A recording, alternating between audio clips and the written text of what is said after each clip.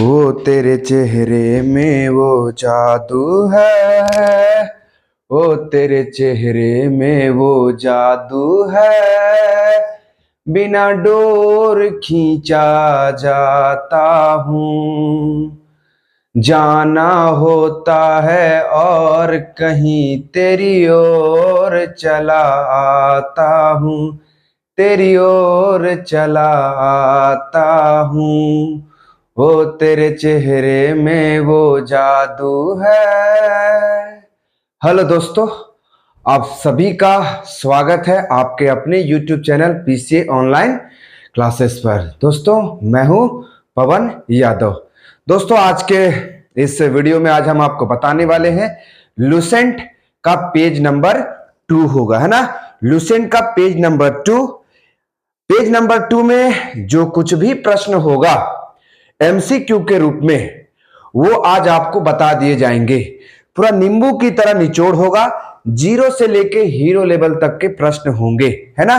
Page number 2 में जितना भी एमसीक्यू का प्रश्न बना लुसेंट में, सारा का सारा आज आपको इस वीडियो में बताया जाएगा।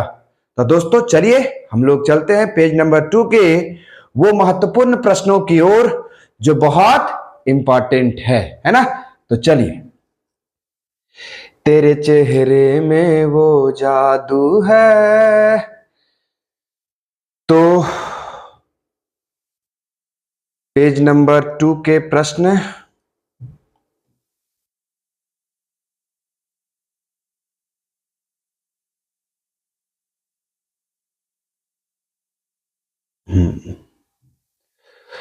तो दोस्तों, पेज नंबर 2 है ना। पेज नंबर 2 का पहला प्रश्न है, आपका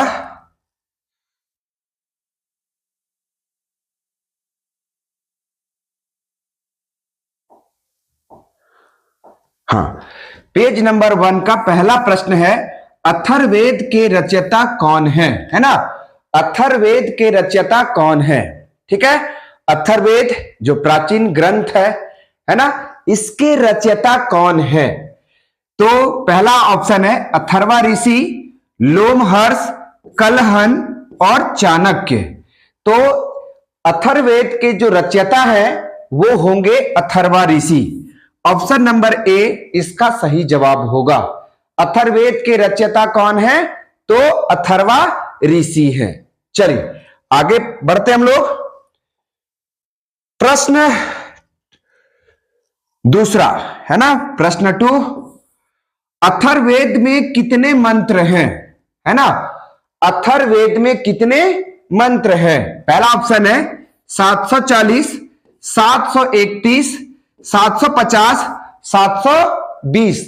तो अथर्ववेद जो ग्रंथ है, इस ग्रंथ में कुल मिला के 731 मंत्र हैं, है ना। कितने मंत्र हैं, 731 मंत्र हैं इस पुस्तक में, इस ग्रंथ में, ठीक है। चलिए आगे बढ़ते हैं हम लोग। प्रश्न संख्या 3। प्रश्न संख्या 3, अथर्ववेद में कितने पद हैं, है ना। अथर्ववेद में कितने पद हैं। तो पहला ऑप्शन है 7000, 6000, 5000, 3400। तो इसका सही जवाब होगा अथर्ववेद में कुल 6000 पद हैं। ये जो हमारा पुस्तक है, अथर्ववेद ग्रंथ है जो हमारा, इसमें कुल कितने पद हैं, तो 6000 हैं। कितने, 6000। याद रखेंगे, अथर्ववेद में कितने पद हैं, तो 6000 हैं। चलिए आगे की ओर बढ़ते हैं हम लोग। अगला प्रश्न है प्रश्न संख्या 4, अथर्ववेद में चर्चा है। मेरे प्यारे भाई बहनों, अथर्ववेद जो ग्रंथ है उसमें किन किन बातों की चर्चा की गई है, यह प्रश्न आपको बोल रहा है ना। तो पहला ऑप्शन है औषधों का या अंधविश्वासों का, है ना। दूसरा है जादू टोना, दूसरा ऑप्शन। तीसरा ऑप्शन सी दोनों, और डी है इनमें से कोई नहीं। तो मेरे प्यारे भाई बहनों, इसका सही जवाब होगा दोनों। अथर्ववेद जो ग्रंथ है, जो हमारा पुस्तक है, इस ग्रंथ में जादू टोना की चर्चा की गई है, अंधविश्वासों की चर्चा की गई है, भूत प्रेत का चर्चा किया गया है ना, सांप बिच्छा डांगर का चर्चा किया गया है, उसके साथ साथ जादू टोना का भी चर्चा किया गया है। किस पुस्तक में? अथर्ववेद नामक पुस्तक में चर्चा किया गया है। तो याद रखेंगे कि अथर्ववेद जो हमारा ग्रंथ है, इसमें अंधविश्वासों, भूत प्रेत, जादू टोना, औषधियां, दवाइयों इत्यादि के बारे में विस्तृत रूप में जो है वो चर्चा किया गया है अथर्ववेद नामक ग्रंथ में। याद रखेंगे मेरे प्यारे भाई बहनों, अभी उतना ही बात की चर्चा की जा रही है जितना आपको लुसेंट में दिया गया है। इससे भी बढ़ चढ़कर बात होगा, है ना, जब हम लोग आएंगे, एक बेसिक हमारा स्ट्रक्चर होगा, बेहतरीन क्लास होगा, उसका भी हमारा एक अच्छा वीडियो होगा, वो बहुत जल्द हम लाने वाले हैं। लेकिन अभी जो है वो सिर्फ और सिर्फ लुसेंट में जो बातें दी गई हैं, उन बातों को हम आपके सामने एमसीक्यू के रूप में प्रस्तुत कर रहे हैं। ठीक है, चलिए, तो आप लोग जान गए कि अथर्ववेद जो ग्रंथ है, इस ग्रंथ में जादू टोना, अंधविश्वासों, डांगर, भूत प्रेत इत्यादि के बारे में विस्तृत रूप में वर्णन किया गया है ना। चलिए आगे बढ़ते हैं हम लोग। क्वेश्चन नंबर 5, क्वेश्चन नंबर 5वां, अथर्ववेद का प्रतिनिधि सूक्त माना जाता है ना। अथर्ववेद का जो है वो प्रतिनिधि सूक्त कौन माना जाता है? तो इसका सही जवाब होगा पृथ्वी सूक्त को अथर्ववेद का प्रतिनिधि सूक्त माना जाता है। इस तरह से 5वां का ऑप्शन नंबर ए सही जवाब होगा। चलिए आगे बढ़ते हैं। क्वेश्चन नंबर 6, अथर्ववेद ग्रंथ में परीक्षित को कहा गया है। अथर्ववेद ग्रंथ में जो है परीक्षित एक राजा थे, इनको क्या कहा गया है अथर्ववेद नामक ग्रंथ में? पहला ऑप्शन दिया गया है कुरुओं का राजा कहा गया है, आर्यों का राजा कहा गया है, दोनों या इनमें से कोई नहीं, है ना। तो अथर्ववेद नामक ग्रंथ में जो परीक्षित राजा हैं उनको कुरुओं का राजा कहा गया है ना, कुरुओं का राजा कहा गया। इस तरह से ऑप्शन नंबर ए सही होगा। तो 6 का जो सही जवाब होगा वो ए होगा, है ना। चलिए आगे बढ़ते हैं। अगला क्वेश्चन नंबर 7, सभा एवं समिति की चर्चा है। सभा एवं समिति जो महत्वपूर्ण समितियां होती थी वैदिक काल में, है ना, इसकी चर्चा किस ग्रंथ में? पहला ऑप्शन सामवेद में है क्या?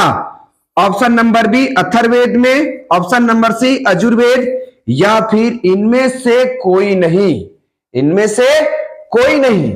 तो सभा एवं समिति, ये दोनों समितियों की जो चर्चा है वो अथर्ववेद नामक ग्रंथ में चर्चा किया गया है ना। तो 7 का ऑप्शन नंबर बी इसका सही जवाब होगा कि सभा एवं समिति की चर्चा अथर्ववेद नामक ग्रंथ में की गई है ना। चलिए आगे बढ़ते हैं। क्वेश्चन नंबर 8, बहुत ही बेहतरीन, शानदार, जानदार, जबरदस्त। ऋग्वेद से जुड़ी एकमात्र जीवित शाखा है ना। ऋग्वेद से जुड़ी हुई एकमात्र जीवित शाखा कौन है?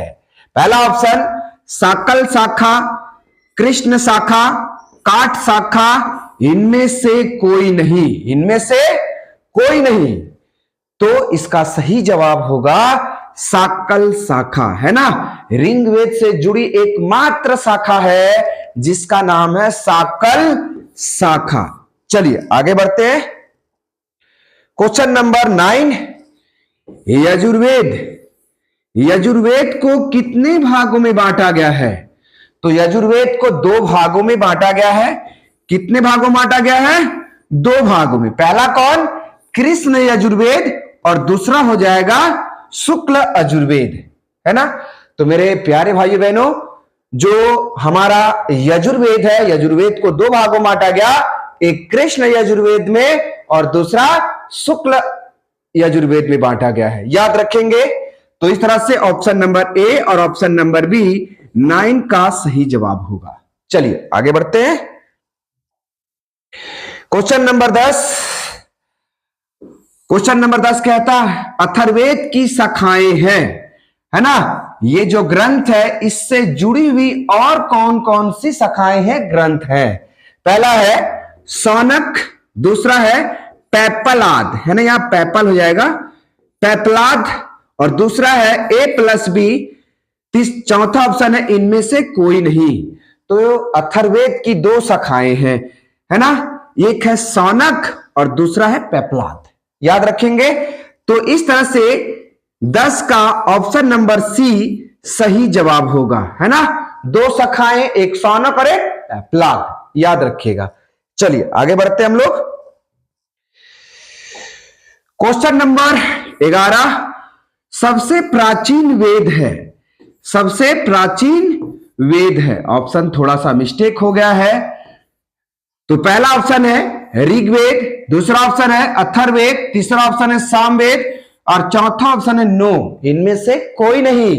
तो सबसे प्राचीन ग्रंथ जो माना जाता है वो ऋग्वेद को माना जाता है, जिसमें मंत्रों की चर्चा विस्तृत रूप में की गई है ना।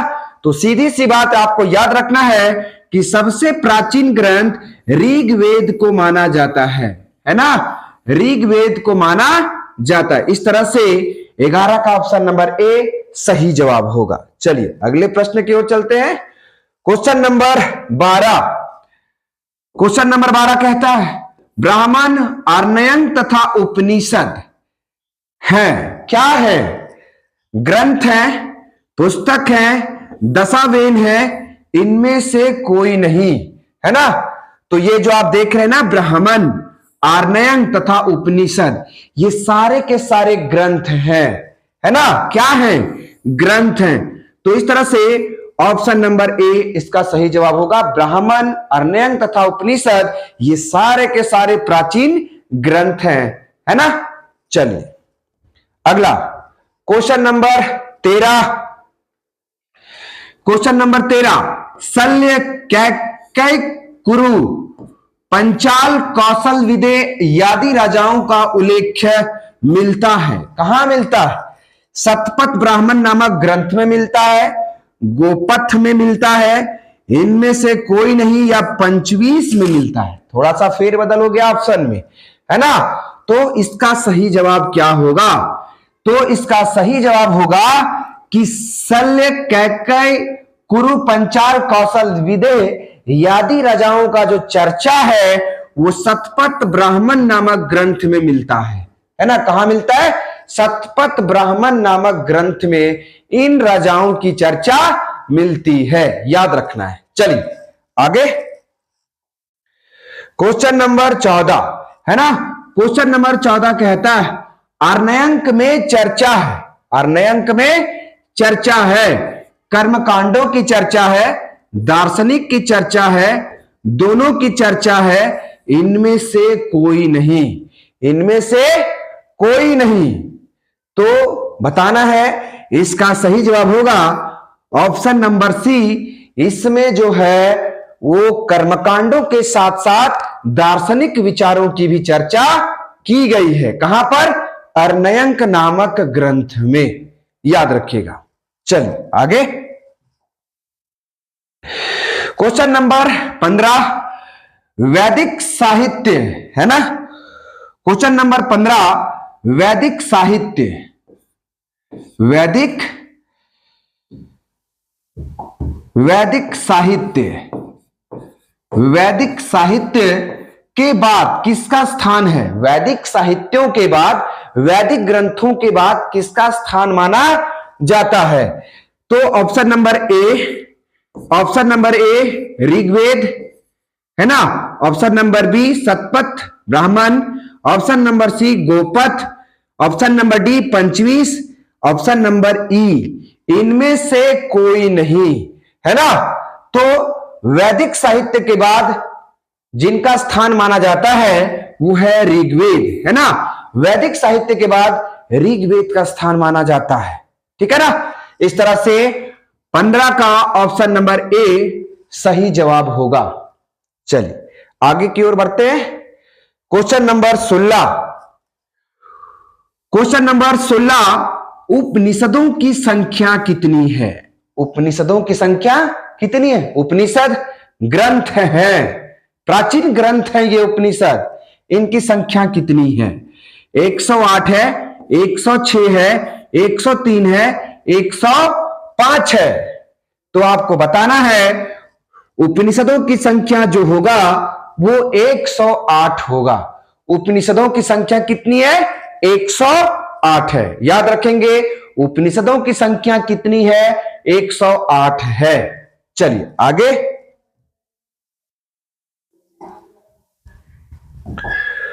क्वेश्चन नंबर 17, बुद्ध की पूर्व जन्म, है ना, बुद्ध की पूर्व जन्म की कहानी वर्णित है।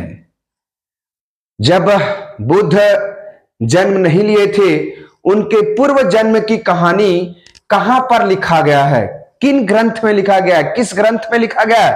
पहला ऑप्शन जातक में लिखा गया है, राजतरंगिणी में लिखा गया है, वेद में लिखा गया है, कल्पसूत्र में लिखा गया है। तो बुद्ध की पूर्व जन्म की जो कहानी है वो जातक में लिखा गया है। कहां पे लिखा गया है? जातक नामक ग्रंथ में जो है वो बुद्ध की पूर्व जन्म की कहानी लिखी गई है। याद रखेंगे।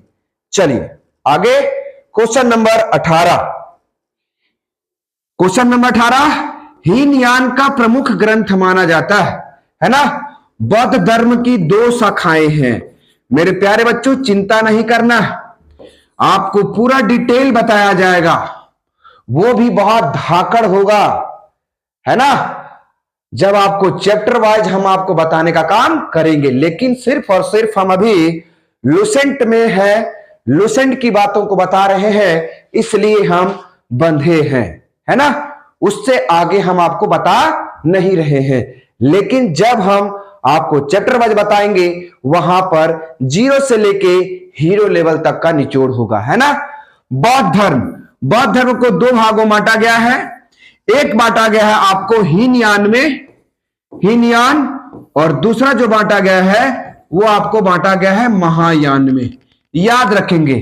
तो बौद्ध धर्म की 2 शाखाएं हैं, हीनयान और महायान। एक और आया था जिसका नाम है वज्रयान, है ना, लेकिन बाद में देखेंगे हम लोग। तो हीनयान का प्रमुख ग्रंथ है, जो हीनयानी है इनका प्रमुख ग्रंथ कौन है? पहला ऑप्शन कथावस्तु, रामायण, महाभारत, इनमें से कोई नहीं। तो जो हीनयानी है इनका जो प्रमुख ग्रंथ है, पवित्र ग्रंथ है, वो कथावस्तु को माना जाता है ना, कथावस्तु को माना जाता है। चलिए आगे बढ़ते हैं। क्वेश्चन नंबर 19, जैन साहित्य को कहा जाता है, जो जैन साहित्य है, जो जैन ग्रंथ हैं, उनको क्या कहा जाता है? पहला ऑप्शन आगम कहा जाता है, ग्रंथ कहा जाता है, पुस्तक कहा जाता है, इनमें से कोई नहीं। तो मेरे प्यारे भाई बहनों, जैन साहित्य को आगम कहा जाता है ना, जैन साहित्य को आगम कहा जाता है। चलिए आगे बढ़ते हैं हम लोग। क्वेश्चन नंबर 20, जैन धर्म का प्रारंभिक इतिहास वर्णित है। जो जैन धर्म है इसका प्रारंभिक इतिहास कहां वर्णित है? पहला ऑप्शन कल्पसूत्र में, इंडिका में, अर्थशास्त्र में, इनमें से कोई नहीं। तो जो जैन धर्म का इतिहास है वो आपका कल्पसूत्र में वर्णित है। जैन धर्म के बारे में अगर आपको जानकारी प्राप्त करना है तो कल्पसूत्र नामक ग्रंथ को पढ़ना होगा, है ना। तो जैन धर्म के बारे में हमें जानकारी कल्पसूत्र नामक ग्रंथ से प्राप्त होता है। चलिए आगे। क्वेश्चन नंबर 21,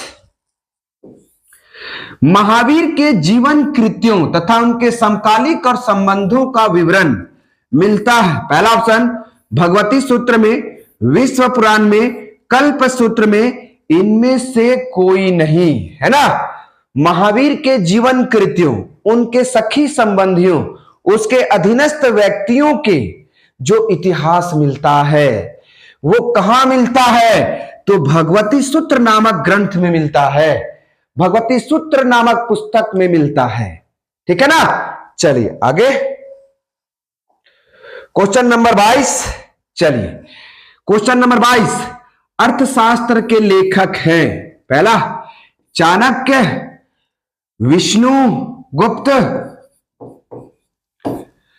तीसरा ऑप्शन है कौटिल्य, चौथा ऑप्शन है सभी, है ना। तो जो अर्थशास्त्र के लेखक है वो सभी हैं, है ना।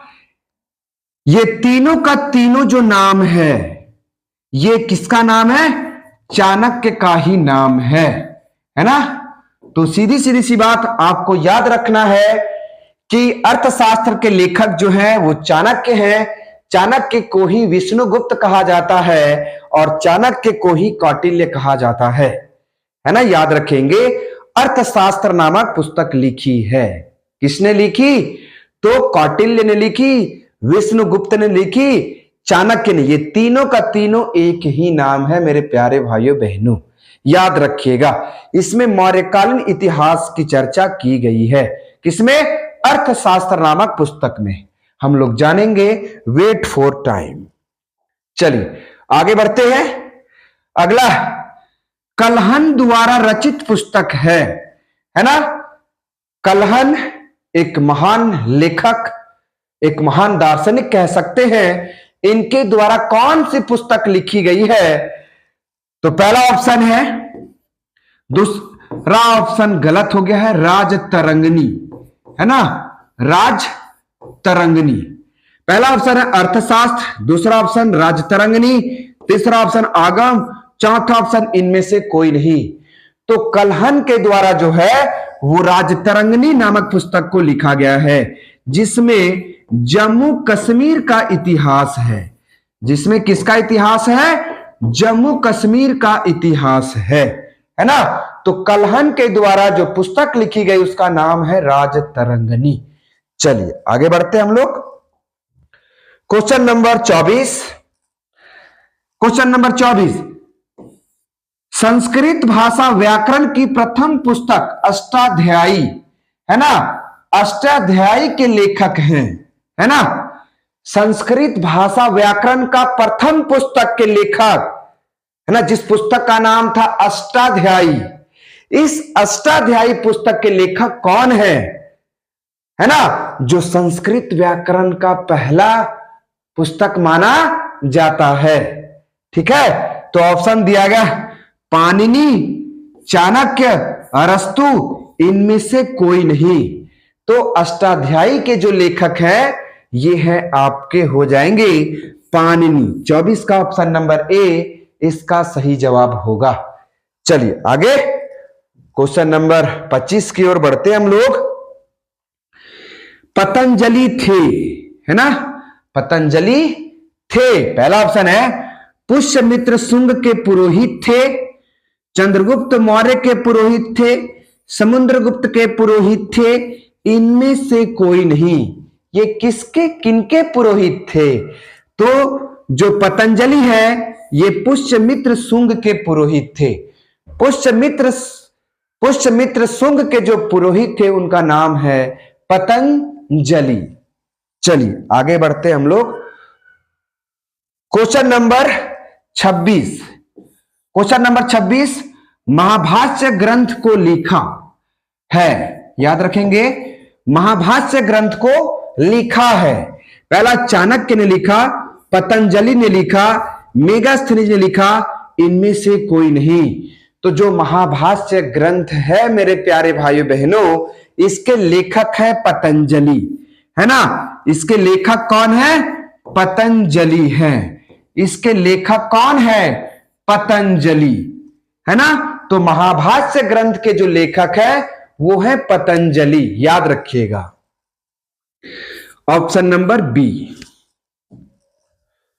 क्वेश्चन नंबर 27, वेदांग की संख्या है। वेदांग की संख्या कितनी है? वेदांग कौन कौन से हैं आपको बताया जाएगा, इसमें चिंता नहीं करना है। पहला ऑप्शन 9, 6, 8, 10। तो इसका सही जवाब होगा 6। वेदांगों की जो संख्या है वो है 6। ठीक है, चलिए आगे। क्वेश्चन नंबर 28, पुराणों के रचयिता कौन है? पुराणों के रचयिता कौन है? तो पहला ऑप्शन है लोमहर्ष, उग्रश्रवा, A+B, इनमें से कोई नहीं। तो जो पुराण के जो रचयिता है, जो पुराण हमारा ग्रंथ है, उसके रचयिता है लोमहर्ष और उग्रश्रवा, है ना। ये पिता है और ये है बेटा, है ना। तो दोनों बाप बेटा मिलकर जो है वो पुराण की रचयिता माने जाते हैं, पुराण की रचना की है ना। तो लोमहर्ष और उग्रश्रवा दोनों ने मिलकर पुराणों की रचना की है। इस तरह से ऑप्शन नंबर सी इसका सही जवाब होगा। चलिए आगे बढ़ते हैं। क्वेश्चन नंबर 29, पुराणों की संख्या कितनी है? पहला ऑप्शन 27, दूसरा ऑप्शन 14, तीसरा ऑप्शन 18 और चौथा ऑप्शन है 19। तो पुराणों की संख्या जो है वो है 18, है ना। चलिए क्वेश्चन नंबर 30 की ओर बढ़ते हैं हम लोग। पुराणों में सबसे प्राचीन है, थोड़ा सा मिस्टेक हो गया है, हम लोग हार्ड मांस के प्राणी हैं। पुराणों में सबसे प्राचीन है मत्स्य पुराण, अग्नि पुराण, विष्णु पुराण, वायु पुराण। तो पुराणों में सबसे जो आपका प्राचीन है वो है मत्स्य पुराण, है ना। और इन पुराणों में किन किन बातों की चर्चा की गई है वो सब कुछ बताया जाएगा। चिंता करने का कोई विषय नहीं है। लुसेंट में जितना कुछ भी दिया हुआ है उसी को सिर्फ हम बताने का काम कर रहे हैं, वो भी MCQ के रूप में। तो मेरे प्यारे भाइयों बहनों, पेज नंबर 2 में कुल 30 प्रश्नों का निचोड़ था। कुल 30 प्रश्न थे आपके पेज नंबर 2 में लुसेंट का, जो आपको शानदार, जानदार, जबरदस्त मांझी स्टाइल से बताया गया। तो मेरे प्यारे भाई बहनों, फिर से हम लोग मिलते हैं लुसेंट के अगले पेज के साथ। तब तक के लिए आप सभी को जय हिंद, जय भारत। ठीक है, चलिए।